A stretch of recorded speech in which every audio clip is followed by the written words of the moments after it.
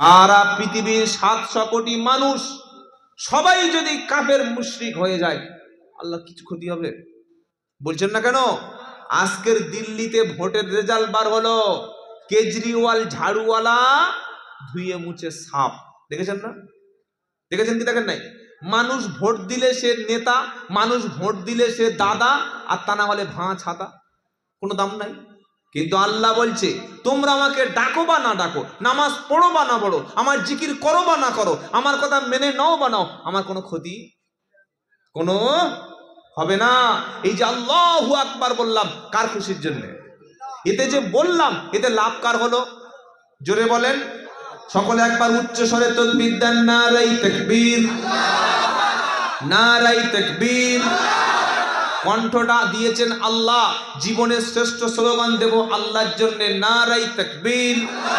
কারণ মুসলমানের জন্ম থেকে মৃত্যু পর্যন্ত সব জায়গায় আল্লাহর নাম আছে নাই? আছে না নাই? হলে আল্লাহু আকবার, নামাজে আল্লাহু আকবার, খাওয়ার সময় আল্লাহর নাম, শোয়ার সময় আল্লাহর নাম, পেশাব পায়খানার সময় আল্লাহর নাম, মরণের সময় আল্লাহর নাম, মরণের পরে জানাজার নামাজে সেখানে আল্লাহর নাম আছে না নাই? একটা মুসলমান আল্লাহ ছাড়া, আল্লাহর নাম নেওয়া ছাড়া চলতে ফিরতে বলতে কথা বলতে খেতে ঘুমাতে পারে? তাই কবি কি বলছে?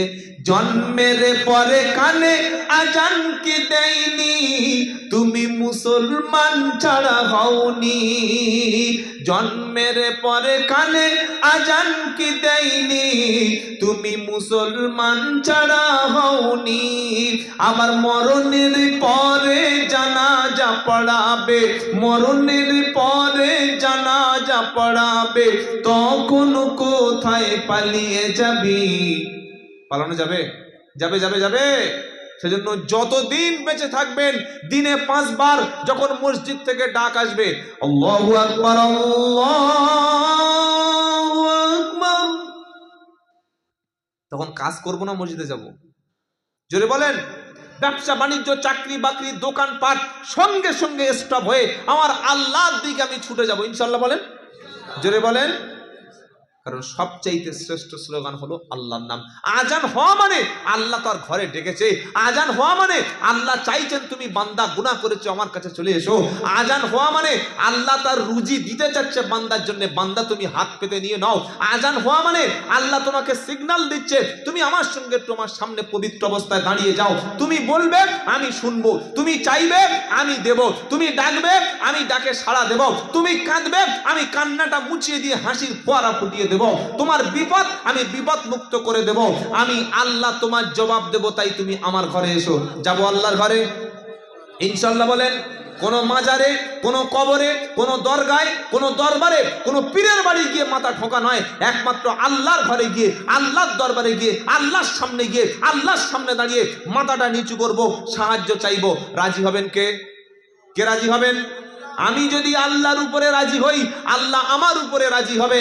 আর আল্লাহ যখন বান্দার উপরে রাজি, বান্দা যখন আল্লাহর উপরে রাজি, তো আল্লাহ আমার জন্য জান্নাতটা সাজিয়ে রেখেছেন। বলে এরকম আছে নাকি? ইন্নাল্লাযীনা আমানু ওয়া আমিলুস সলিহাতি উলাইকা হুম খায়রুল বারিয়া। সূরা বাইয়িনা 30 পারা। আল্লাহ কি বলছেন? আর খুলে গেছে যেন লাগিয়ে লাভ নেই। কি গো? সূরা বাইয়িনা, ইন্নাল্লাযীনা আমানু ওয়া আমিলুস সলিহাতি উলাইকা লাহুম খায়রুল বারিয়া রাদিয়াল্লাহু আনহুম। তারপরে কি? তারপরে কি? ওয়ারাদু আনহু। সুবহানাল্লাহ বলবেন না?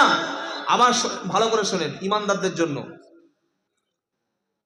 ইন্নাল্লাযীনা আমানু, নিশ্চয়ই যারা ঈমান এনেছে, আমিলুস সলিহাত, ভালো কাজ করেছে, আল্লাহ বলছে উলাইকা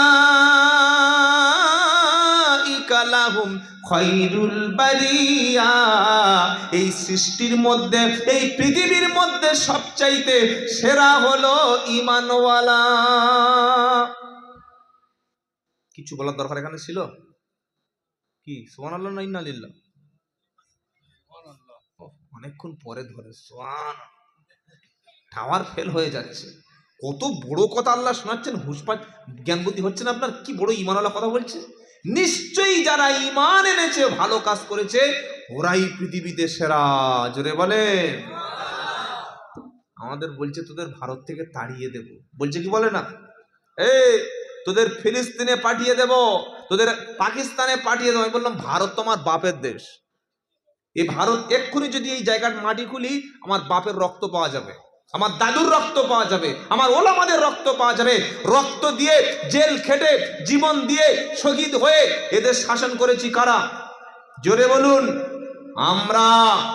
যদি কেউ আমাদেরকে তাড়িয়ে দেয়, আর তারা তাড়াবার প্ল্যান করছে, আপনারা জানেন না? তাড়ানোর প্ল্যান করা হচ্ছে। আপনি বসে আছেন, আপনার যে মসজিদ, আপনার যে মাদ্রাসা, আপনার যে ঈদগাহ, আপনার যে কবরস্থান, এই জায়গাগুলো সরকারি সম্পত্তির উপরে না আল্লাহর সম্পত্তির উপরে? জোরে বলুন। বুঝতে পারলে বলুন বুঝতে পারছি, আর না বুঝতে পারলে বলুন আরেকবার বলছি। আমাদের যে মসজিদ, আমাদের যে মাদ্রাসা, আমাদের যে কবরস্থান, আমাদের যে ঈদগাহ, এগুলো সরকারি জায়গায় হয় না আল্লাহর খাস ওয়াকফ সম্পত্তির উপরে হয়? কার উপরে? কার উপরে? জোরে বলুন। এই সম্পত্তিগুলো কেন্দ্র সরকার দখল করার জন্যে আমি প্রত্যেকটা জলসায় গিয়ে চিল্লে চিল্লে বলছি, মুসলমান, তোমার বাড়ি যদি কোনো কেউ দখল করার চেষ্টা করে, তুমি তো জীবন দিয়ে লড়াই করো। তোমার জায়গাটা যদি কেউ দখল করার চেষ্টা করে, তুমি জীবন দিয়ে লড়াই করো। আজ ভারতবর্ষের দিকে তাকিয়ে দেখো, লক্ষ লক্ষ কোটি কোটি বিঘা জমি, যেগুলোর নাম হচ্ছে ওয়াকফ সম্পত্তি। একটা মানুষ 10 বিঘা জমি মাদ্রাসায় দিয়েছে, 2 বিঘা জমি মসজিদে দিয়েছে। কেন? কোনো ব্যক্তি জমি যখন দান করে মসজিদ বা মাদ্রাসায়, ওই জায়গা বা জমিটা কার জন্য দেয়? আল্লাহর জন্য খাস করে দেয়, ওয়াকফ করে দেয়, ওয়াকফ করে দেয়, একেবারে আল্লাহর জন্যই দিয়ে দেয়। আর আল্লাহর জন্য দেওয়া সম্পত্তির নাম হলো, সম্পত্তির নাম হলো, সকলে বলুন, সম্পত্তির নাম হলো ওয়াকফ সম্পত্তি। আসলে আমাদের অসচেতনতা এই অবস্থা। এই সম্পত্তিগুলো তারা দখল করবে, বলছে আমরা ওয়াকফ সম্পত্তি দখল করে, তারা কাজ কি? তারা বলছে ওয়াকফ বোর্ডে ওয়াকফ সম্পত্তি দখল করে নিয়ে ওই জায়গায় অমুসলিম হিন্দুদেরকে আমরা ঢুকিয়ে দেব। কোথায়? ওয়াকফ সম্পত্তির কমিটির মধ্যে। কি বলছি বুঝতে পারছেন না? যখন মসজিদের জায়গা, কবরস্থানের জায়গা, ঈদগার জায়গা, খানকার জায়গা, মাদ্রাসার জায়গা যখন সরকার নিজে দখল করে নেবে, ইচ্ছা মতো ওই সম্পত্তি মনে করলে দেবে, না মনে করলে কবরস্থানটা একটা বাস স্ট্যান্ড বানিয়ে দেবে, কবরস্থানটা একটা ফুটবল খেলার মাঠ বানিয়ে দেবে, ইচ্ছা করলে স্কুলের মাদ্রাসার মতো স্কুলের মতো মাদ্রাসা বন্ধ করে দেবে, ইচ্ছা করলে মসজিদে তালা মেরে দেবে। তখন চিৎকার করে কোনো লাভ? জোরে বলুন। হবে না। বলুন যদি এখন উপায় কি? আপনি বক্তব্য করে চলে গেলে সব ঠিক হয়ে যাবে? না ভাই, আমি আপনাদের ইমানের পাওয়ারটা বাড়িয়ে দিতে চাচ্ছি। আমরা এখন ঐক্যবদ্ধ হতে চাই আমাদের দেশ বাঁচানোর জন্যে, আমাদের সংবিধান বাঁচানোর জন্যে, আমাদের দেশের স্বাধীনতা, ভারতের স্বাধীনতা, রক্ত দেওয়া স্বাধীনতা, আমাদের পবিত্র সংবিধান, আমাদের পবিত্র কোরআন, পবিত্র মসজিদ, পবিত্র মাদ্রাসা, এগুলো বেদখল করার চেষ্টা করার জন্য তারা জেপিসি, জয়েন্ট পার্লামেন্ট কমিটিতে বিল পাস হয়ে গেছে। এবার শুধু খালি পার্লামেন্টে বিল পাস হবে, আর রাজ্যসভায় বিলটা পাস হয়ে গেলে সমস্ত ওয়াকফ সম্পত্তি তারা দখল করে নেবে। বলুন তো, আমার বাপের জায়গা যদি কেউ দখল করে, আমরা ভাই ভাই মারপিট করে মেরে তার জায়গাটা সঠিক জায়গা বার করে নিই। আল্লাহর জমি যদি কেউ দখল করতে আসে, ভারতবর্ষে ওয়াকফ সম্পত্তি যারা দখল করতে আসছে, আমাদের বাপের রেখে যাওয়া সম্পত্তি, আল্লাহর ঘর, আমাদের দেশ যেখানে পূর্ণ অধিকার দিয়েছে আমাদের সংবিধানে, আমাদের সংবিধান ধ্বংস করছে, আমাদের দেশের স্বাধীনতা নষ্ট করছে। আমরা চোখ বন্ধ করে ঘুমাবো না রক্ত এবং জীবন দিয়ে লড়াই করবো? কোনটা? জোরে বলেন। একটা মুসলমান মদও খেতে পারে, জেনাও করতে পারে, চুরিও করতে পারে, দাড়ি চাঁচতে পারে, হয়তো নামাজ মাঝে মাঝে পড়ে। ওই ছেলেটা যখন শুনবে কোরআনের কেউ অপমান করছে, দ্বীনের কেউ অপমান করছে, মসজিদের ভিতরে কেউ নোংরামি করছে, মাদ্রাসা দখল করার চেষ্টা করছে, ওই মুসলমানটা জীবন দেবে কি দেবে না? জোরে বলুন, দেবে কি দেবে না? আমি আব্দুল্লাহ জুবায়ের কিয়ামত পর্যন্ত বাঁচবো, তাই তো নাকি? মহিদুল ভাই 500 বছর বাঁচবে। আমাদের কবি হাতেম আলী সাহেব তিনি 300 বছর বাঁচবে, আপনারা 200 বছর বাঁচবেন। আমার মৃত্যুটা একদিন না একদিন হবে। এই পৃথিবীতে আমি সামান্য সময়ের মেহমান, যে কোনো টাইমে ফট করে আমার লাঞ্চ, আমার হার্ট, আমার সব কিছু ফেল হয়ে যাবে, সঙ্গে সঙ্গে লাশ হয়ে যাব। ওই রকম মরার চাইতে স্বাধীনতা আন্দোলনের জন্য, কোরআন সুন্নাহ বাঁচানোর জন্য, দেশের সংবিধান বাঁচানোর জন্য যদি রক্ত দিতে পারি, জীবন দিতে পারি, যদি আমি শহীদ হতে পারি, ওটা মৃত্যু না, ওটা হলো আল্লাহর জান্নাতে যাওয়ার সবচাইতে সহজ পদ্ধতি। জোরে বলুন সুবহানাল্লাহ। জীবন দিতে রাজি আছেন তো ইনশাআল্লাহ? রাজি আছেন তো ইনশাআল্লাহ? আপনাদের হাতগুলো কি মুনাফিকের হাত? ও হাত তুলতে হবে না, হাত আর তোলার দরকার নাই। এটা আল্লাহকে দেখানোর জন্য হাত তুলতে বলেছি ভাই। বেয়াদবি ক্ষমা করবেন, মনে কিছু নেবেন না। আপনি ভাবছেন না হুজুর সব ঠিক আছে, আল্লাহর কসম করে বলছি ঠিক নাই, ঠিক নাই।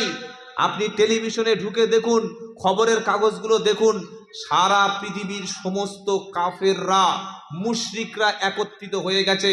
আমার প্রায় 40 লাখ ফিলিস্তিনি মুসলমানকে 1.5 বছর ধরে বোম্বিং করে শেষ করে দিয়ে আজকে ডোনাল্ড ট্রাম্প, যে আমেরিকার নতুন প্রেসিডেন্ট, সে বলছে সৌদিকে যে ফিলিস্তিনিগুলো আছে ওইগুলো তোমরা নিয়ে নাও, আর ফিলিস্তিনটা, গাজাটা, ওটা ইসরায়েলের দিয়ে দাও। আচ্ছা, চিন্তা করতে পারেন কোনোদিন? চিন্তা করতে পারেন কোনোদিন? সাহস কত বড়! এগুলো হয়েছে কেন? আমরা মৃত্যুর চাইতে জীবনটাকে বেশি প্রাধান্য দিই, আমরা মরণটাকে ভয় মনে করি। আর সাহাবায়ে কেরাম তারা মনে করতেন সত্যের জন্য, ইনসাফের জন্য, ন্যায়ের জন্য জীবন দেওয়া মানে ওটা জীবন দেওয়া নয়, অমর হয়ে থাকা। যদি বলুন না সুবহানাল্লাহ। যদি কেউ ইনসাফের জন্য, ন্যায়ের জন্য, সত্যের জন্য, হকের জন্য জীবন দেয়, ও মরে না, ও জীবিত। আল্লাহ বলছেন তোমরা মৃত বলো না, ও দুনিয়া থেকে পর্দা নিতে পারে, কিন্তু আমি আল্লাহ আমার কাছে জীবিত। সুবহানাল্লাহ বলেন। ওয়ালা তাকুলু লিমান ইকতালু ফি সাবিলিল্লাহি আমওয়াত বাল আহইয়াউ ওয়ালাকিন লা তাশউরুন। দ্বিতীয় পারা, দ্বিতীয় পৃষ্ঠা, 13 নম্বর লাইনে 154-53 নম্বর আয়াতে আল্লাহ বলছে ওয়ালা তাকুলু লিমান ইকতালু ফি সাবিলিল্লাহি আমওয়াত বাল আহইয়াউ ওয়ালাকিন লা তাশউরুন। আমার রাস্তায়, আল্লাহ রাস্তায়, দিনের জন্য, সত্যের জন্য, কোরআনের জন্য, সংবিধানের জন্য, ইনসাফের জন্য, ন্যায়ের জন্য যারা মৃত্যুবরণ করে, আল্লাহ রাস্তায় যারা জীবন দেয়, আল্লাহ বলছে ওয়ালা তাকুলু, তোমরা বলো না ফি সাবিলিল্লাহি আমওয়াত, আমার রাস্তায় যারা মরছে ওদেরকে মৃত বলো না, মরে না, বাল আহইয়া, বরং ওরা জীবিত। সুবহানাল্লাহ বলেন, জোরে বলেন না। ওয়ালাকিন লা তাশকুরুন, তোমরা ওটা জানো না। শুধু শহীদরা মরে না, বরং শহীদদেরকে আল্লাহ রাস্তায় জীবন দেয় যারা, ইনসাফের উপরে, ন্যায়ের উপরে চলে। আমার বাপ, আমার দাদা ওলামারা স্বাধীনতা আন্দোলনের সময় ইংরেজদেরকে তাড়ানোর জন্য যদি তারা জীবন না দিত, যদি তারা কাপুরুষ হয়ে যেত, যদি আন্দামান সেলুলার জেলে জেল না খাটত, যদি ফাঁসির কাস্টে ওলামারা না ঝুলত, কখনো আমরা স্বাধীন দেশ, জোরে বলুন, পেতাম না। আল্লাহ বলছে আমার রাস্তায় মরে যারা, শুধু তোমরা মনে করছো যে ওরা মরে গেছে, ওরা তো মরে না, বরং আমার পক্ষ থেকে ওরা রুজি পায়। সুবহানাল্লাহ বলবেন না? বলো যে দলিল দাও। হ্যাঁ, নিশ্চয়ই দেব। ওয়ালা তাহসাবান্নাল্লাযীনা কুতিলু ফি সাবিলিল্লাহি আমওয়াতা বাল আহইয়াউন ইনদা রাব্বিহিম ইরযাকুন। 4 নম্বর পারা, 11 নম্বর পৃষ্ঠা, 6 নম্বর লাইন, সূরার নাম আল ইমরান। ওয়ালা তাহসাবান্নাল্লাযীনা কুতিলু ফি লিল্লাহি আমওয়াতা বাল আহইয়াউন ইনদা রাব্বিহিম ইরযাকুন। আমার রাস্তায় যারা জীবন দিয়েছে, আমার রাস্তায় যারা শহীদ হয়েছে, তোমরা মৃত বলে ধারণা করো না, ওরা জীবিত। শুধু জীবিত না, আমার পক্ষ থেকে তারা রুজি পায়। সুবহানাল্লাহ বলতে মন চায় না? শহীদ হওয়ার ইচ্ছা আছে ইনশাআল্লাহ? বলেন। 7 রকম লোক আছে যারা শহীদ, বলুন সুবহানাল্লাহ। করকম 1 নম্বর হলো দ্বীনের জন্য, ইসলামের জন্য, কোরআনের জন্য, মাদ্রাসার জন্য, জাতির জন্য জীবন দেওয়া, এটা হলো শহীদ। সুবহানাল্লাহ। 2 নম্বর হলো কেউ যদি দেয়াল চাপা পড়ে, কোনো কিছু চাপা পড়ে মারা যায়, আল্লাহ ওকে শহীদ বলে কবুল করবে। 3 নম্বর হলো কোন ব্যক্তি যদি পানিতে ডুবে মারা যায়, পানিতে শরীর সমাধি হয়ে যায়, সমুদ্রে ভাঙনে ভেসে যায়, পানিতে ডুবে সমুদ্রে যদি মারা যায়, সেও শহীদ। সুবহানাল্লাহ বলবেন না? 4 নম্বর যদি আগুনে ঝলসে, ফায়ারের দ্বারায় যদি আগুনে ঝলসে যদি মারা যায়, ও যদি ওর ঈমান থাকলে ও শহীদ। 5 নম্বর হলো কেউ যদি পেটের যন্ত্রণায়, কেউ যদি পেটের ভয়ঙ্কর যন্ত্রণায় মারা যায়, ঈমান যদি থাকে সে শহীদ। সুবহানাল্লাহ পড়েন। 6 নম্বর হলো কোন মা যখন ডেলিভারি হতে গেছে, বাচ্চা হতে গিয়ে অনেক মা মারা যায়। যায় কি যায় না? যায় না। এখন তো সিজার, এখন কুকুরের সিজার লাগে, ছাগলের। আরে হ্যাঁ বানা বলবেন তো? কুকুর, গাধা, ছাগল, ঘোড়া কারণ লাগছে না, মানুষের লাগছে কেন? কি গো লাগছে কেন? কয়েকটা কারণ আছে। 1 নম্বর সিজার হলো ব্যবসা। সিজার ব্যবসা। 100-র মধ্যে 99টা নার্সিং হোম মালিক যারা, 1-2জন আল্লাহওয়ালা ভালো মানুষ আছে, নেককার। 100-র মধ্যে 99টা নার্সিং হোম নয়, ওটা হচ্ছে কসাইখানা। ওটা কি বললাম? কসাইখানা। পেটে বাচ্চা আসলে গাইনি ডাক্তার বলে দিচ্ছে 2 মাসের চেক আপ করো, চেক আপ হয়ে গেল। ফের 4 মাসের চেক আপ, 6 মাসের চেক আপ, 8 মাসের চেক আপ। বাচ্চা হতে যাচ্ছে তার আগে ফের একটা রিপোর্ট করো, আর রিপোর্টটা কোন দোকান থেকে কোন ল্যাবরেটরিতে করতে হবে ওটাও বলে দেবে। কি বলছি বুঝতে পারছেন না? আপনি যদি আপনার নিজের মতো কোনো রক্তের রিপোর্ট বা চেক আপের রিপোর্ট বা ওই ইউএসজি আলট্রাসোনোগ্রাফির রিপোর্ট করে নিয়ে যান, ডাক্তাররা দেখবে কিন্তু এই রিপোর্ট ভালো না, ও মেশিন ভালো না, তার মানে আমি ওখান থেকে কমিশন খাবো। ও এমন জায়গায় লিখে দেবে অমুক দোকান থেকে রিপোর্টটা করে আনবে, বলে সব কানের কি কমিশন। 100-র মধ্যে 50% ভাগ। বুঝতে পারছেন কি পাচ্ছেন না? এটাই হচ্ছে চলছে। ভালো মেয়ে ছেলে বললে পেটে বাচ্চা এসছে সবে 3 মাস বয়স, ডাক্তার বললে পুরো বেড রেস্ট, নড়া চড়া, সিঁড়ি থেকে ওঠা নামা, রান্না খাওয়া, গোসল করা সব সাবধানে। নামাজ বলে ও সব নামাজ পড়বে মরবে, নামাজ পড়লে বাচ্চা মারা যাবে। আচ্ছা বলুন ভাই, আজ থেকে 20 বছর আগে, 10 বছর আগে মায়েদের বাচ্চা 1টা হতো না 10টা হতো? বলছে 1টা। পাগলের ভাড়া ভাই, 1টা। আপনারা কয় ভাই বোন? 10 ভাই। আর আমরা 10 ভাই। গুলিয়ে ফেলেছে গো। কি কটা কয় ভাই বোন? 5 ভাই 5। তাহলে 10টা হয়ে গেল। আগে 10টা বাচ্চা হতো মা, সেই মার শরীরে কোনো কাটা সেলাইয়ের দাগ নাই, কোনো গ্যাসের ওষুধ লাগে না। আর এখন খালি গ্যাস গ্যাস, যত গ্যাস সব পেটে, কোনো কাজ নেই তো গ্যাস হবে না, কি হবে? আগে ঢেঁকি ধান ভাঙতো, চাল ভেঙে খাওয়াতো, লঙ্কার গুঁড়ো হলুদ মানে শিলে বেটে সেটা রান্না হতো কি হতো না? কথা বলে না? আগে মাঠ থেকে নাড়া এটা সেটা ঘুটে ঘুরিয়ে এনে রান্না করতো। আর এখন বাড়িতে এইচপি গ্যাস, আধ ঘন্টায় রান্না। তো গ্যাস হবে না কি হবে? পেটের পানি নড়ে না তো। কি বুঝলেন? আরামের বিছানা খাচ্ছে, আর শুয়ে শুয়ে সিরিয়াল দেখছে, আর মাসে মাসে 1000 টাকা ভান্ডারের মাল পাচ্ছে। তুমি মইদুল খেটে মরো, আমি ঠ্যাং নাচিয়ে খাই। আল্লাহ হেফাজত। ভাইয়ের দিয়ে বললাম, রাগ করছেন না তো? তো এই যে একটা মেয়ে ছেলে 6 মাস 7 মাস বেড রেস্ট, মানে বিছানায় পুরো বেড রেস্ট করলো, তাহলে ও সিজার লাগবে কেন? কেন লাগবে? তার দুটো তিনটে কারণ। 1 নম্বর হলো, বর্তমান মহিলাগুলি সবর, ধৈর্য, আল্লাহর উপরে তাওয়াক্কুল বলতে বেশিরভাগ মায়েদের মধ্যে নাই। বেশিরভাগ মেয়েদের মধ্যে নাই।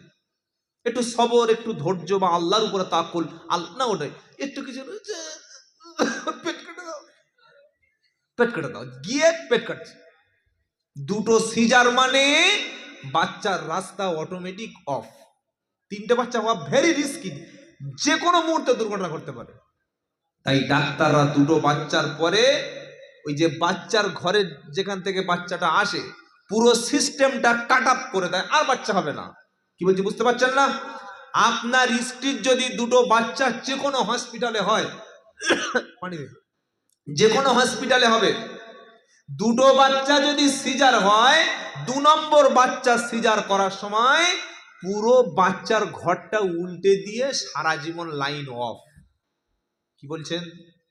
এটা চক্রান্ত, এবং তার জন্য আমরা দায়ী। আমাদের ধৈর্য নাই, সবর নাই। আমি বলছি না যে আপনি সেই একদম 30টা বাচ্চা নেন, তা বলছি না, কিন্তু আপনি যখন একটা বাচ্চা হয়েছে আর একটা আলহামদুলিল্লাহ নেবেন, কি বুঝলেন? কিন্তু আল্লাহর উপরে ভরসা করবেন না কেন? তো বাচ্চা হতে গিয়ে আনফরচুনালি, দুর্ভাগ্যক্রমে যদি কোনো মা মারা যায় আর মায়ের যদি ঈমান থাকে, আল্লাহ তাআলা শহীদ হিসাবে কবুল করবেন। 6 নম্বর হলো।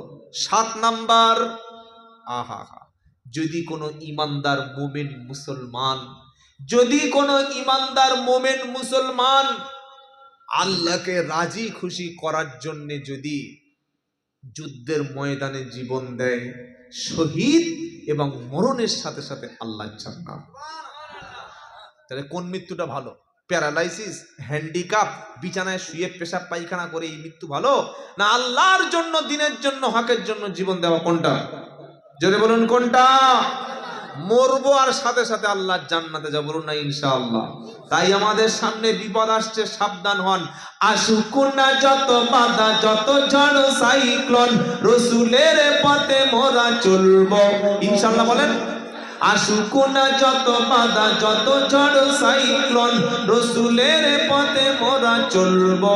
এ জীবন বাজি রেখে বাংলার জমিনে মোরা দিন ইসলামের সাথে চলবো। নারায়ে তাকবীর, নারায়ে তাকবীর।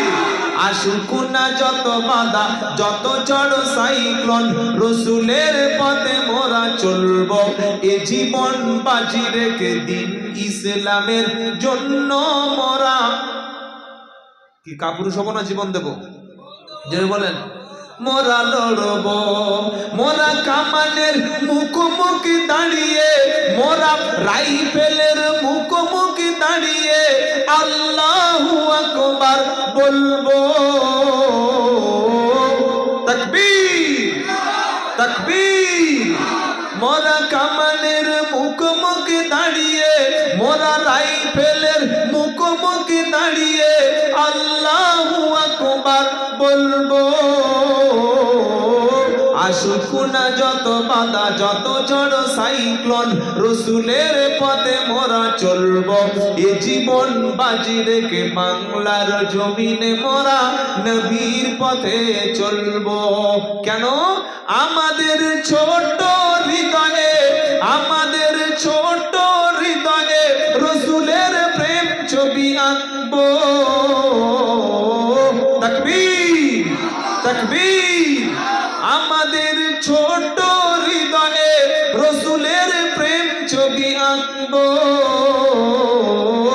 আসুক না যত বাধা, যত ঝড় সাইক্লোন, রসুলের পথে মোরা চলবো।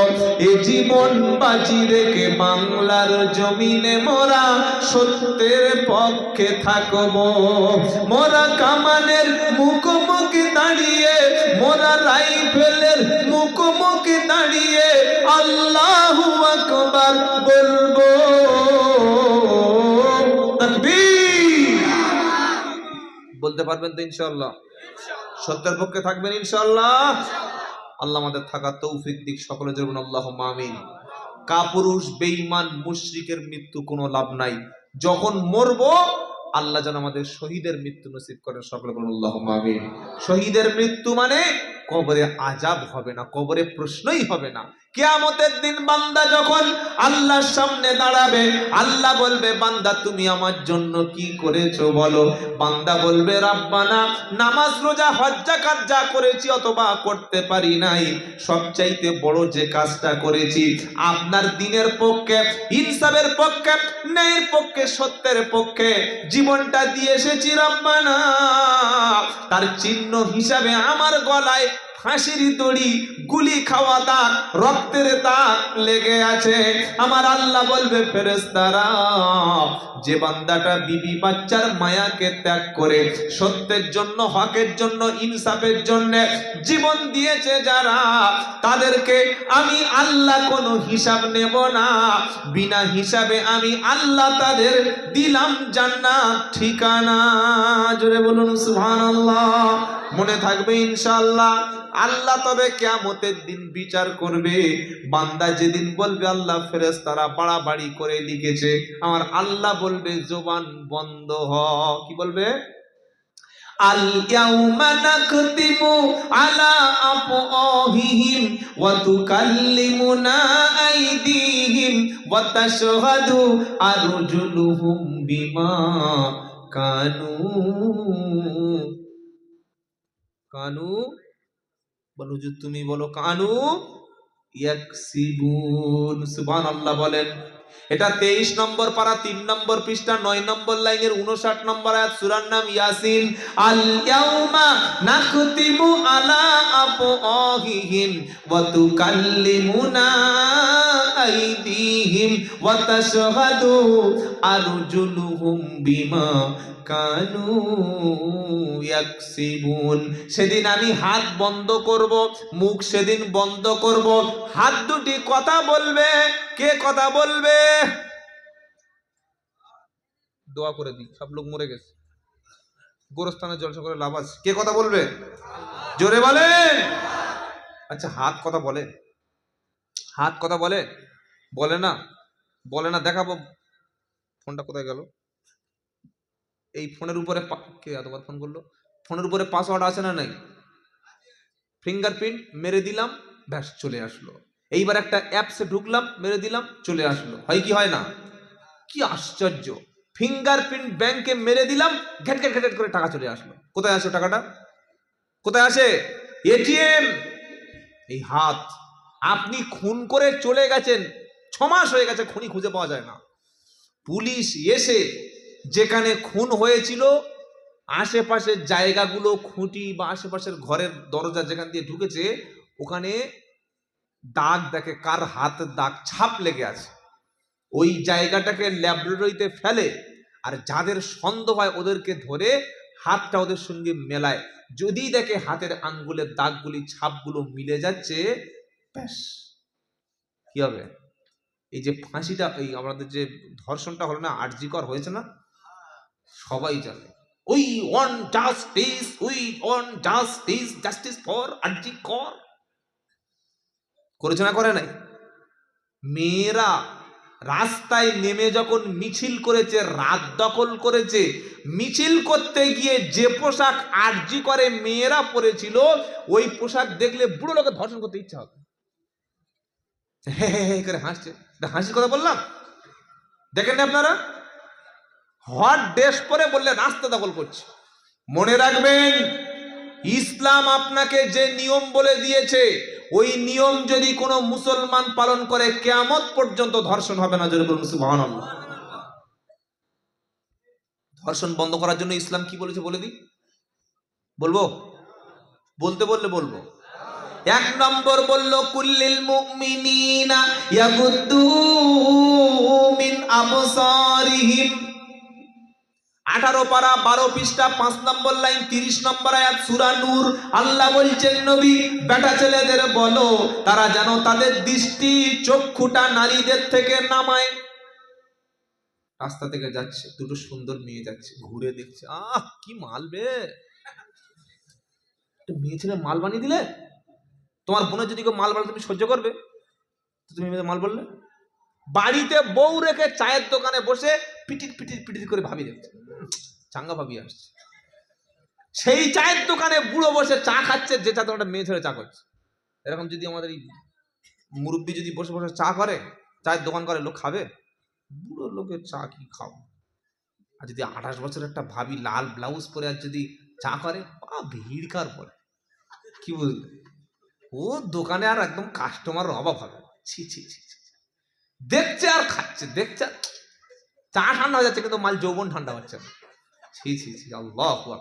এটা কি চোখের হেফাজত হলো? চোখ আল্লাহ বলছে বেটা ছেলে দেখলে নামিয়ে নে, তবে তো বউ দেখলে নিজের বিবি ভালো লাগবে। বিয়ে করে 2-3 বছর সংসার করে আর দেখি ঘরে যায় না, 12টা 1টা 2টো পর্যন্ত রাস্তায় বসে বসে খালি ফেসবুক করছে। কেন? বিবির প্রতি ঘৃণা, বিবির প্রতি ভালোবাসা নেই, বিবির দেখলে ভালো লাগে না, বিবির কাছে কথা বলতে ভালো লাগে না। এটার প্রথম কারণ হলো আপনি আপনার স্ত্রী ছাড়া পৃথিবীর যে কোনো নারীর দিকে ঘন ঘন তাকাচ্ছেন, ঘন ঘন তাকাচ্ছেন, ভাবছেন আমাদের মডেলের সঙ্গে এই মডেল তো অনেক আপডেট। কি বুঝলেন? ও ভাবছে আমাদের যে মডেল আছে তার চাইতে এটা আপডেট ভার্সন। কি বলছি বুঝতে পারছেন না? তো কি করে ভালো লাগবে? সেজন্য চোখ নামাও।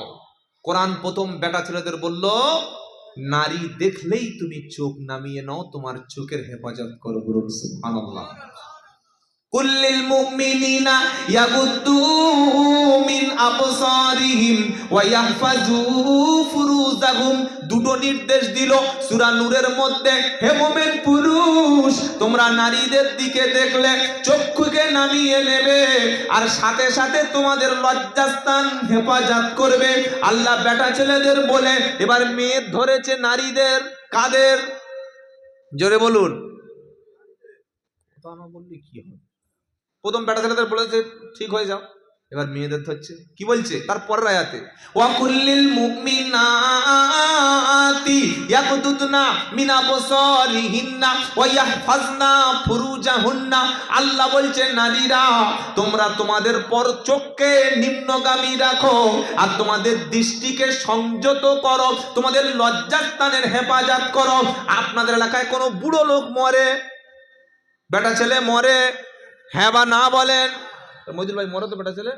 হ্যাঁ, বেটা ছেলে যখন মরে, গোসল দেয়া হয়ে গেল, কাফন পরানো হয়ে গেল, খাটিয়া যখন বাইরে বার করবে, দেখবেন প্রত্যেকটা মরা বাড়ি বেটা ছেলে মারা গেছে, বুড়ো মারা গেছে, 3 ছেলের বাপ মারা গেছে।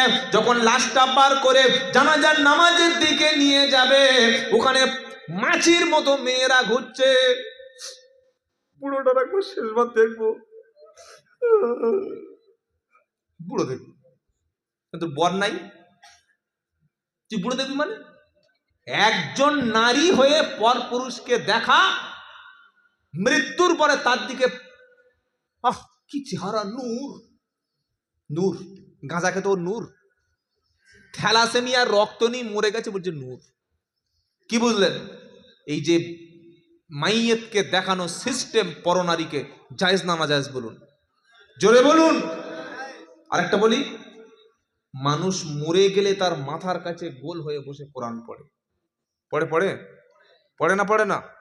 আচ্ছা, এই লোকটা জ্যান্ত ছিল, কোনোদিন পড়েছিস?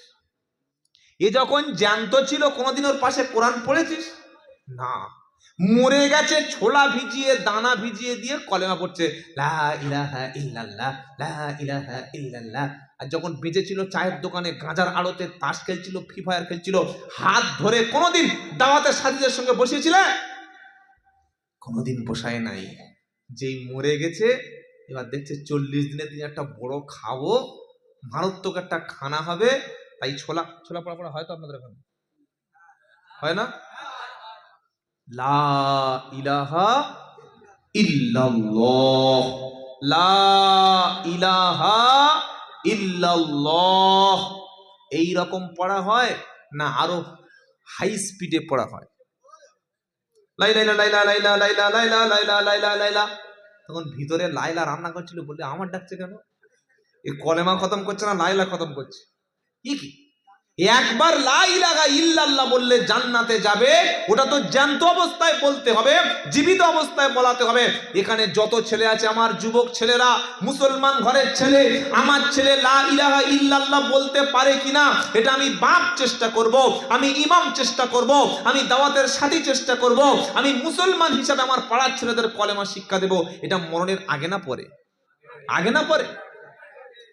যে মালটা সারা জীবন আন্ডার প্যান্ট পরে পুকুরে ঝাম মারতো, মরণের পরে ওর ফুল প্যান্ট পরালে কাজ হবে কি গো ভাই?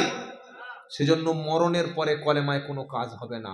কলেমা যদি পড়তে হয় জ্যান্ত লোকের ধরে পড়াও, কোরআন যদি কারোর কাছে পড়তে হয় জীবিত লোকের হাত দুটো ধরে দাওয়াতের সাথে জুড়ে দাও, কলেমার সাথে জুড়ে দাও, ইমানের সাথে জুড়ে দাও, মসজিদের সাথে জুড়ে দাও, ইনশাআল্লাহ কলেমা কাজ হবে। ইনশাআল্লাহ বলেন। পাকামি হচ্ছে, মরে গেছে, এবার গরুর গোশ খাওয়ার জন্য কি সুন্দর করে আউযু বিল্লাহ, ওদিকে বড় বড় গোশ রান্না হচ্ছে, মাছ রান্না হচ্ছে, পটল এরকম উচ্ছে ভাজা, বেগুন ভাজা, আর টান দিচ্ছে কি একদম খিঁচে টান দিচ্ছে। আর খানাবাড়ির দোয়াগুলো দেখেছেন? আমরা কেন মৌলবীরা দোয়া করি। আজকে একটা সকালে একটা জিয়ারাত ছিল জোরবাদ আমার এলাকায়, এক বড় এহসা মৌলবী এসছে, দোয়া করছে, রব্বানা যালামনা, শিয়াল আমার চিল্লাচ্ছে, কি কি? যার বাপ মরে গেছে, আল্লাহর কসম আমি নিজেই দেখে এসে, আমি মিথ্যা কথা কেন বলবো আপনাকে, আমি তো সেলাইনের লোক নই। যার বাপ মরে গেছে সে কাঁদে না, যার বাপ মরে গেছে সে চোখে পানি ফেলে না, যার মা মরে গেছে সে কাঁদে না, আর যাকে ভাড়ায় করে আনা হলো তার কান্না থামে না। কান্না কারে বলে? দোয়া হয়ে গেছে, নাকের মোবিল মুছছে, এবার চোখের মোবিল আর নাকের গ্রিস দুটোই মুছছে। এটা ইসলাম না। তোমার ছেলেটাকে কান্না শিখিয়ে দাও, তোমার জোয়ান ছেলেটাকে কি করে বাপ মরে গেলে কাঁদতে হয় শিখিয়ে দাও, দোয়াটা ওকে শিখিয়ে দাও, কাঁদতে ওকে বলো, আল্লাহর কাছে চাইতে ওকে বলো। ওকে মসজিদে বসে খালি যদি কোনো ছেলে বলে, কোনো মেয়ে যদি কোরআন পড়তে পড়তে দোয়া করে বলে, রব্বির হামহুমা কামা রব্বাইয়ানি সগীরা, ছেলে আর মেয়েকে দোয়াটা শিখিয়ে দাও, বাবা আমার মরণের পরে তোরা একটু কাঁদবি, আল্লাহর কাছে চাইবি, আমার জন্য দোয়া করবি। নবী বলেছেন ওয়ালাদিন সালিহিন ইয়াদউলাহু, মানুষ মরণের পরে নেক ছেলে নেক মেয়ের দোয়ার ওসিলায় আল্লাহ কবরের সওয়াব দেবে। জোরে বলুন সুবহানাল্লাহ। ওটা শিখিয়ে দেয় নাই। 40-এর দিন মিলাদ হচ্ছে, আর 15,000 টাকার একজন 6 ফুট হুজুর এনেছে, আর মিলাদে গলা কি সেই রকম দোয়া। আল্লাহ বলছি বলে আপনাদের কষ্ট হচ্ছে নাকি? তবে যারা এগুলো করে খায় তারা ফাটছে, মানে মারাত্মক বলছে। আল্লাহ হেফাজত করুন। ধর্ষণ বন্ধের জন্য চোখ সংযত রাখবো, বলুন ইনশাআল্লাহ। 2 নম্বর কোরআন বলল ওয়ালা তাকরাবুজ জিনা ইন্নাহু কানা ফাহিশাতান ওয়া সাআ সাবিলা। 15 পারা 4 নম্বর পৃষ্ঠা 2 নম্বর লাইনের 32 নম্বর আয়াত সূরা বনী ইসরাইল। আল্লাহ বললেন ধর্ষণ, রেপ, জেনা করা দূরের কথা, জেনার নিকটবর্তী হয়েও না। আর 4 মিনিট বাকি আছে ইনশাআল্লাহ। 1টা বেজে গেছে, ঝামেলা শেষ। কে বললো? হজরের সময় গিয়ে দেখবেন লুঙ্গি পড়ে আছে, সে একদম খাটের নিচে। এটা করো না বাবা। জলসা শোনো কম, কাজ করো বেশি, কাজ হবে। নামাজ কাজা করে জলসার কোনো লাভ নাই। শুনতে খুব মজা লাগে, কিন্তু নামাজের সময় বেহুশ। তো নামাজ শুনেছি বাবা, জলসা নামাজটা পড়, এটা করবেন না। যেটুকু শুনবো আমল করব। আল্লাহ অর্ডার দিচ্ছে, ওয়ালা হুকুম, আল্লাহর নির্দেশ, আল্লাহর কথা, ওয়ালা তাকরাবুজ জিনা, জিনার কাছে যেও না, জিনার কাছে। আজকের ছেলেরা মেয়েরা কেন জিনা করবে না? ওদের বিয়ের বয়সে তো বিয়েটাই দিচ্ছে না। কি গো, একটা বিয়ে দিতে খরচ হয় 5 লাখ, আর পতিতাখানায় বেশ্যাখানায় গেলে 500 টাকার মেয়ে পাওয়া যায়। ও কি 5 লাখ টাকা খরচ করবে বিয়ে করবে? ও তো 500 টাকা কাজ মিটিয়ে চলে আসবে। কি বলছি বুঝতে পারছেন না? কিন্তু ইসলাম সহজ করে দিয়েছে বিবাহ, আর ইসলামে জেনার কাছে যাওয়া হারাম। ছেলেদের বিয়ে দিয়ে দিন, মেয়েটার বিয়ে দিয়ে দিন। 26 বছর 27 বছরের ছেলে বললে আমার ছেলে কিছু কাজ করে না, কি বিয়ে দেব? রুজির মালিককে। মা মিন দাব্বাতিন ফিল আরদি ইল্লা ইল্লা আলাল্লাহি রিজকুহা। 12 পারার প্রথম পৃষ্ঠা 6 নম্বর লাইন, 6 নম্বর আয়াত, 1 নম্বর 6 নম্বর আয়াত সূরা হুদের প্রথম পৃষ্ঠা খুললে পেয়ে যাবেন। আল্লাহ বলছেন পৃথিবীতে যত প্রাণী আছে সবার রুজির দায়িত্ব আমি আল্লাহ নিয়েছি। তুমি যদি আমার ইবাদত করো, ফালিয়াবুদু রাব্ব হাদাল বাইত আল্লাযী আত'আমাহুম মিন জু'ইন ওয়া আমানাহুম মিন খাউফ। 30 পারা সূরা কুরাইশে শেষ আয়াতে আল্লাহ শুনিয়ে দিয়েছে, বান্দা তুমি যদি আমার ইবাদত করো, আমার দাসত্ব বন্দেগী ইবাদত যদি করো, আমি আল্লাহ তুমি যখন তোমার রুজির কষ্ট হবে আমি আল্লাহ রুজি দিয়ে দেব। আর যখন তুমি ভয় খাবে, তুমি পেরেশানিতে পড়ে মুসিবতে পড়বে, আমি আল্লাহ তোমার নিরাপত্তা দেব। এবার 21 পারা খুলুন। ওয়াকাইম মিন দাব্বাতিন লা তাহমিলু রিজকুহা। 21 পারা দ্বিতীয় পৃষ্ঠা 10 নম্বর লাইনের 62 নম্বর আয়াত, সূরার নাম আনকাবুত। আল্লাহ বলছেন পৃথিবীতে এমন কোন প্রাণী নাই যার রুজির দায়িত্ব আমি আল্লাহ নিই নাই। পৃথিবীতে এমন অনেক প্রাণী আছে আগামীতে কি খাবে তাদের জন্য কোনো সঞ্চয় নাই, ব্যাংকে টাকা নাই, তাদের জন্য খাবার নাই। পাখিগুলি, বাঘগুলি, হরিণগুলি, সমস্ত জন্তু জানোয়ারগুলি সকালবেলা খালি পেটে আল্লাহ তাসবিহ পড়তে পড়তে বাসা থেকে বার হয়ে যায়। আমি আল্লাহ সন্ধ্যাবেলা পাখিগুলি, প্রাণীগুলি সবগুলিকে পেটটা ভরিয়ে আমি আল্লাহ তাদের সন্ধ্যাবেলায় পেটে ভরিয়ে বাসায় ফিরিয়ে আনি। যদি কোনো ছেলে এই নিয়ত করে যে বিয়ের দ্বারায় আমি গুনাহের হাত থেকে বাঁচব, শুনছেন, বিয়ের দ্বারায় আমি চক্ষু হেফাজত করব, যৌবনের হেফাজত করব, ইমানের হেফাজত করব, এই নিয়তে যদি কোনো ছেলে বিয়ে করে, আল্লাহর নবী সাল্লাল্লাহু আলাইহি ওয়াসাল্লাম বলেছেন ওই ছেলে, ওই ব্যক্তির রুজির দায়িত্ব, জিম্মাদারিত্ব সম্পূর্ণ আল্লাহর হাতে। সুবহানাল্লাহ বলে লাভ নেই, বিয়ে করে একবার সুবহানাল্লাহ বলবেন। যদি বলুন সুবহানাল্লাহ। বিয়ে করে না খেয়ে মরেছে ওরকম একটা লোক তুলে আনা দেখি যে বিয়ে করে ফকির হয়ে গেছে না ভাই। যে মেয়েটা এখন খাচ্ছে শ্বশুর বাড়ি, ও যখন আপনার বাড়ি আসবে ওখানকার রেশন, ওখানকার খাবারটা ফেরেশতাদের দিয়ে আপনার বাড়িতে পাঠিয়ে দেবে। সুবহানাল্লাহ বলবেন না? এইবার আপনি কি করবেন আপনার ব্যাপার, বিয়ে করবেন কি জেনা করবেন আপনি দেখেন। আল্লাহ বলে দিয়েছে জেনার কাছাকাছি যেও না, জেনার রাস্তাই ধরো না। অতিরিক্ত মেয়েদের সঙ্গে ফোনে কথা বলা, অতিরিক্ত পর্ণ ছবি দেখা, অতিরিক্ত বাজে বাজে ছবিগুলো দেখা, সব সময় নারীদের নিয়ে চিন্তা করা, এগুলো মানুষকে এক সময় জেনার নিকটবর্তী করে ফেলে। আল্লাহ আমাদের জেনার হাত থেকে হেফাজত করুক, জরুর আল্লাহুম্মা আমিন। জেনা বন্ধের জন্য ইসলাম 3 নম্বর নিয়ম যেটা বলে দিয়েছে, বিয়ের আগে জেনা করলে 100 চাবুক, আর বিয়ে করে জেনা করলে পাথর মারতে মারতে তাকে রজম করে দিতে হবে। আরজিকর কাণ্ডে প্রকাশ্য ধরা পড়ল, কোর্ট রায় কি দিল? যাবজ্জীবন কারাদণ্ড। যাবজ্জীবন কারাদণ্ড মানে মৃত্যু পর্যন্ত জেলখানায় বসে বসে দুবেলা আমাদের ট্যাক্সের টাকায় সে খাওয়া পাবে। রেপ করে হসপিটালে ডাক্তারকে খুন করে মেরে দিচ্ছে, আর ছ্যাবলামি হচ্ছে যাবজ্জীবন কারাদণ্ড। ওই ছাগলটাকে যদি প্রকাশ্য ফাঁসি দেয়া হতো, যে কোনো কুকুর কোনো নারীদের দিকে খারাপ কাজ করতে গেলে হাঁটু কাঁপতো। আর ধর্ষণ করে যদি ছাড়া পেয়ে যায়, জামিন হয়ে যায় কিংবা জেল খাটে, ধর্ষণ বাড়বে কি বাড়বে না? বাড়বে কি বাড়বে না? কোরআন যে ফর্মুলা দিয়েছে, ধরা পড়লে উপযুক্ত সাক্ষী প্রমাণিত হয়ে গেলে পাথর মারতে মারতে সবার সামনে লাইভ টেলিকাস্ট করে মেরে দাও। এই নিয়মটা সৌদিতে আছে বলে সৌদিতে বছরে 2 বা 3টে ধর্ষণ হয় না, 1টা 2টো, ভেরি রেয়ার। আর আমাদের দেশে ধর্ষণ হলে প্রথমে দেখে হিন্দু না মোল্লা, পয়সাওয়ালার ছেলে না গরিবের ছেলে, কোনো নেতার ছেলে না এমনি যে কোনো ঘরের ছেলে, কোন দলের, এগুলো দেখে। তারপরে মিছিল হয়, বিচার চলে দীর্ঘদিন, পরে যাবজ্জীবন রায় দেয়, মেয়েটার জীবন চলে গেল আর ছেলেটা বেঁচে রইল। এটা হয় কি হয় না? এই আইন, এই নিয়ম দিয়ে কিয়ামত পর্যন্ত ধর্ষণ বন্ধ করা সম্ভব নয়।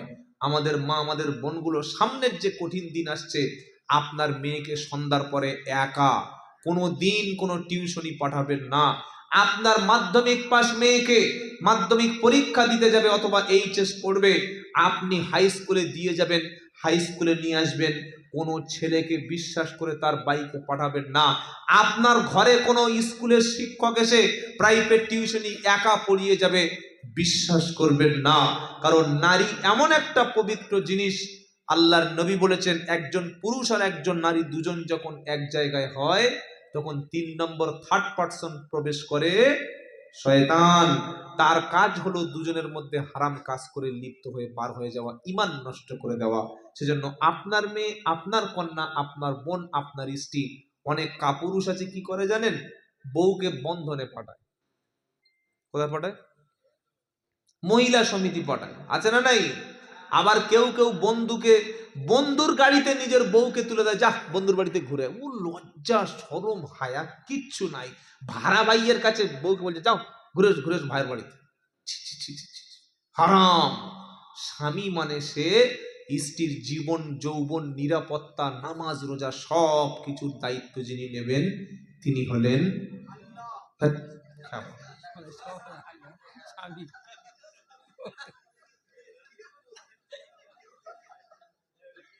খাবারের কোনো ব্যবস্থা আছে? তাবার একটা বড় আছে? তাবার শুধু আমার জন্য, তাই তো? বাইরের লোক এলে মাদের খাওয়া দাওয়া, তাহলে আর বলে কি হয়? বউয়ের খাওয়ার দায়িত্ব নেবে আল্লাহ। পাগলের ট্যাবলেট খায় মনে হয়। আল্লাহ হেফাজত করুক ভাই। একটা বেজে গেছে, আর বলে লাভ নাই, চলে যাই। ওই দেখি ভাই, ইনশাল্লাহ ইনশাল্লাহ বলবো বলবো। অসংখ্য ধন্যবাদ এই কথার উপর। এ বাবা, কার কার ছেলে মাদ্রাসায় পড়ে, মক্তবে পড়ে? হাত তুলুন দেখি, আল্লাহর ওইগুলো দেখি কার কার ছেলে পড়ে। একটা, আর কেউ কার ছেলে পড়ে না?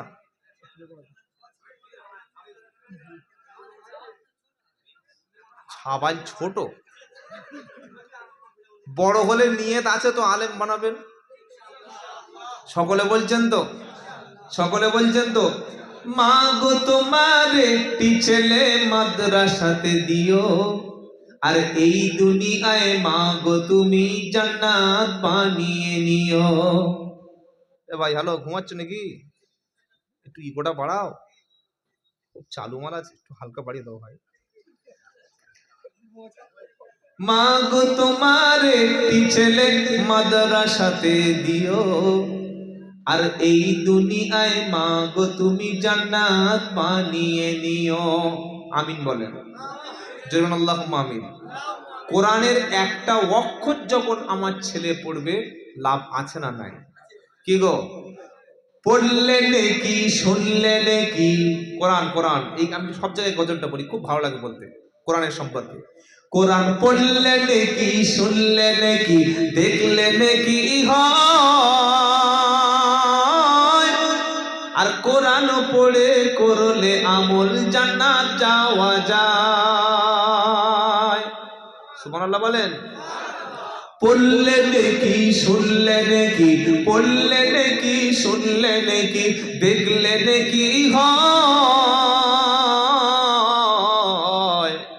আর কোরআন পড়ে মেনে নিলে জান্নাত যাওয়া যায়। সুবহানাল্লাহ বলেন। পড়বো কোরআন, পড়বো কোরআন, পড়াবো কোরআন, গড়বো মোদের ঈমান, নবীর সাথে পাবো আমরা জান্নাতের বাগান। পড়লে নেকি, দেখলে নেকি, শুনলে নেকি হয়, আর কোরআন পড়ে মেনে নিলে জান্নাত পাওয়া যায়। সুবহানাল্লাহ বলেন। সকালবেলা ঘুম থেকে ছেলে উঠেছে, ছেলের নাম রেখেছে কি জানেন? কি গো, এখনকার ছেলের নাম কি? কথা বল। হ্যাঁ, বল্টু। ছেলের নাম রেখেছে আয়ান, জিশান, বাবলু, ভোগলু, পিন্টু, বিট্টু। নাম দেখো। সেদিন একটা ছেলের নাম বললে মোহাম্মদ ভোম্বল, খুব সুন্দর নাম। আহা, তো ভোম্বলের মা ঘুম থেকে উঠে ইংলিশ মিডিয়ামে নিয়ে গেছে। কি খুশি! ভর্তি ফি খালি ওই অ্যাডমিশন 20,000 টাকা। ড্রেস 5,000 টাকা, দামি দামি বুট, দামি দামি মানে জামা, দামি দামি ইউনিফর্ম, ব্যাগটা ওই রকম দামি। ছেলেটার স্টাইল দিয়ে নিয়ে পা ফেলতে ফেলতে ইংলিশ মিডিয়ামে গেছে, 3 মাস পড়েছে। আগে বাড়িতে সে মা বলতো, আব্বা বলতো, আর 3 মাস ইংলিশ মিডিয়াম থেকে পড়ে এসে কি বলছে জানেন? ড্যাডি, পাপা। ড্যাডি বলছে আর কি বলছে? পাপাকে। যে জন্ম দিয়েছে ও পাপা, আর মাকে বলছে পাপি, ও পাপি, ও মাম্মি। মা কোনোদিন মামি হয়? তোর বাপের মানে তোর বাপের শালার বোন নাম হচ্ছে মামি, আর মার বানিয়ে দিয়েছে মা। ও মাম্মি, মাম্মি, ও মাম্মি। ছাগল কোথাকারে। মুসলমানের ছেলে আব্বা বল, আব্বা না বললে বাংলা ভাষা বাবা অন্তত বল। কি বাবাতে অসুবিধা আছে? বাবা তো বাংলা ভাষা। আমরা বলি খাজা বাবা, দাতা বাবা, কাজী বাবা, দয়াল বাবা, বলি না? তো কেন বলি খাজা? খাজা আব্বা বলে, গাজী আব্বা বলে, বাবা বাবা, দয়াল বাবা বলি। তো আব্বা না ভালো লাগে বাবা বল, তা শেখাবে না, পাপা, ড্যাডি। এটা হচ্ছে ইংলিশ মিডিয়ামের ফসল। জীবনে ঘরে এসে সালাম দেবে না। আর বাচ্চা মক্তবে মাদ্রাসা পাঠান, 1 সপ্তাহ পড়বে, সুন্নতি দেশ, সুন্নতি কথা। ওখানে জলসা হচ্ছে নাকি? ওখানে জলসা হচ্ছে? ফ্রি ফায়ার, ফ্রিতে মরবে বলে ওই কাজ করছে। ফ্রিতে মরবে, পয়সা লাগবে না। কি বুঝলেন? যত ফ্রি ফায়ারের মাল সব পাগল হবে, আর সবার বউ পালাবে। সারা রাত ঘষলে কি হবে? কোনদিন বই নিয়ে পড়ে না। বাপের চোখে কি কানা, না মায়ের চোখে ছানি? জীবনে বলে না বাবা পড়তে যাই স্কুলে, যেটা মা বলতে পারে না? বলতে পারে যে সকালে মাদ্রাসায় যা? বলবে না। বাপ হাতে এরকম বড় স্মার্টফোন, এত বড় ফোন, পকেট থেকে এতটা থেকে বার হয়ে আসে। আল্লাহ হেফাজত করুক, বলুন আমিন। আল্লাহর কসম, বাচ্চাটা মক্তবে পাঠিয়ে দিন, ইংলিশ মিডিয়ামে পড়ছে পড়ুক, স্কুলে পড়ছে পড়ুক। ওই বাচ্চা বাড়িতে ফিরে এসে মাকে বলবে আসসালামু আলাইকুম, আব্বাকে বলবে আসসালামু আলাইকুম। বাপ মা সামনে মাথা নিচু করে কথা বলবে। পেশাব লাগলে পানি, পেশাব করে পানি নেবে, কাপড়টা গাঁটের উপরে তুলে পড়বে। জুমার দিন মসজিদে নামাজ পড়তে যাবে। ছেলে গ্র্যাজুয়েশন পাশ করে বাড়িতে বসে আছে, আর বাড়িতে আত্মীয় স্বজন এসছে, তাদের সামনে চেন খুলে কলম ঝাড়ছে, কলমের পানি ফেলছে। শিক্ষিত? এই শিক্ষিত? যে লেখাপড়া শিখে কুকুরের সুন্নাত স্টাইলে পেশাব করে, এ তো কুকুরের উম্মত, তো মুসলমানের উম্মত না। আমি আমার ছেলেকে এমন শিক্ষা দেব, জেনারেল শিক্ষার সাথে সাথে ইসলামিক শিক্ষা দেব। বলুন ইনশাআল্লাহ, বলুন ইনশাআল্লাহ। মাদ্রাসার ছেলে যদি কোনোদিন দাঁড়িয়ে পেশাব করে, আমার কান ধরে যেখানে পাবেন 2টো কেটে নেবেন, অনুমতি দিলাম। জীবনে পাবেন না। মাদ্রাসার ছেলে কোনোদিন গাঁজা, মদ, সিগারেট, চুল্লু, লটারির টিকিট পাবেন না, যদি সে প্রকৃত মাদ্রাসা পড়ে থাকে। আর এই 1 মাস ঘুরে বাড়ি চলে গেছে, ওর মতো ঢ্যামনামাল একটাও হবে না। কি বুঝলেন? এটা মাদ্রাসার পবিত্র কোরআনের বরকত। বলুন সুবহানাল্লাহ।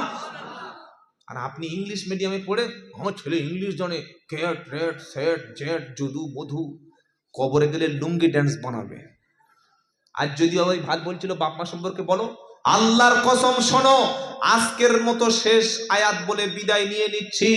আপনার সন্তানটা high school, college, university, doctor, master, engineer সব হবে, পুলিশ অফিসার হবে, ডব্লিউবিসিএস হবে, আইপিএস হবে, ওটা বিডিও, এসডিও, সব ডিপার্টমেন্টে আমার ছেলেরা কাজ করবে। করবে কি করবে না? করবে কি করবে না? কিন্তু প্রথম যে শিক্ষাটা আমার ছেলের মধ্যে দেব, সেটা হলো কোরআনের শিক্ষা, দ্বীনের শিক্ষা, ইসলামের শিক্ষা। বলুন ইনশাআল্লাহ। ওই শিক্ষাটা যখন ওর মধ্যে থাকবে, ও যখন কোরআন পড়বে, বাপ মার সঙ্গে সবচাইতে ভালো আচরণটা করবে। ওয়াকাদা রাব্বুকা আল্লা তা'বুদু ইল্লা ইয়াহু ওয়া বিল ওয়ালিদাইনি ইহসানা ইম্মা ইয়াবলুগান্না ইনদাকাল কিবারা আহাদুহুমা আও কিলাহুমা ফালা তাকুল লাহুমা উফফিন ওয়ালা তানহারহুমা ওয়া কুল লাহুমা কওলান কারীমা ওয়াকফিদ লাহুমা জানাহাদ-দুল্লি মিনার রাহমা ওয়া কুর রাব্বিরহামহুমা কামা রব্বায়ানি সগীরা। সুবহানাল্লাহ পড়েন।